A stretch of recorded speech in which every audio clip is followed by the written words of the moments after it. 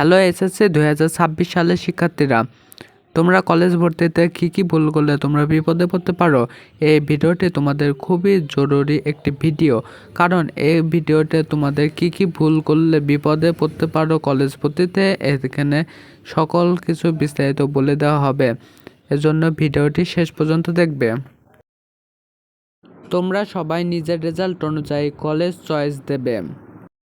তোমরা যদি রেজাল্টে কম পয়েন্ট পেয়ে থাকো তাহলে মাঝারি ও নিচের দিকের কলেজ চয়েস দেবে, এবং তোমরা যদি রেজাল্টে বেশি পয়েন্ট পেয়ে থাকো তাহলে ওপরের দিকের কলেজে চয়েস দেবে। গত বছরে যারা ভর্তি হয়েছে তাদের নম্বর ও জিপিএ শুনে চয়েস দেবে।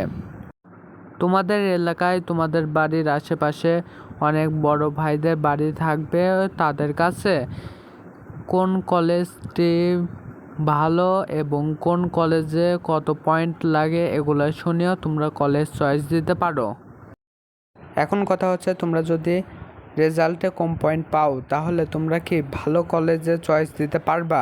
হ্যাঁ, অবশ্যই পারবা, কিন্তু চান্স পেতে পারবা কি না সেটা গ্যারান্টি দিয়ে বলা যাচ্ছে না। সম্ভবত চান্স পাবা না। প্রতি বছর কলেজ ভর্তিতে শিক্ষার্থীরা যা ভুল করে থাকে, নিজের গ্রুপের অর্থাৎ তোমরা বিজ্ঞান বিভাগ, মানবিক অথবা ব্যবসায় পড়তে পারো, ওই কলেজের রেজাল্ট কেমন হয় এটি জেনে ভর্তি হবা। ওই কলেজে নিয়মিত ক্লাস হয় নাকি সেটিও জানতে পারো। ওই কলেজের শিক্ষকরা কীরকম ক্লাস নেন সেটিও জানতে পারো। কলেজের ফি ও বেতন কত সেটিও জেনে নিতে পারো। তোমাদের বাসা থেকে কলেজ কত দূরে এবং কলেজে যাওয়া আসা করতে কত টাকা লাগে এবং কলেজে যাওয়া আসা করতে সহজ নাকি সেটিও জেনে নিবা।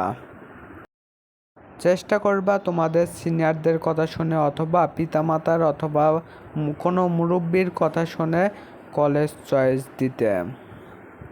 তোমাদের সমবয়সী অথবা বন্ধুদের কথা শুনে কলেজ চয়েস দিবা না।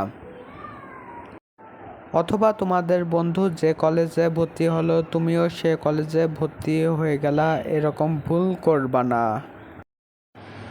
তুমি আগে যাচাই বাছাই করে নিবা যে ওই কলেজটি কিরকম তোমার জন্য।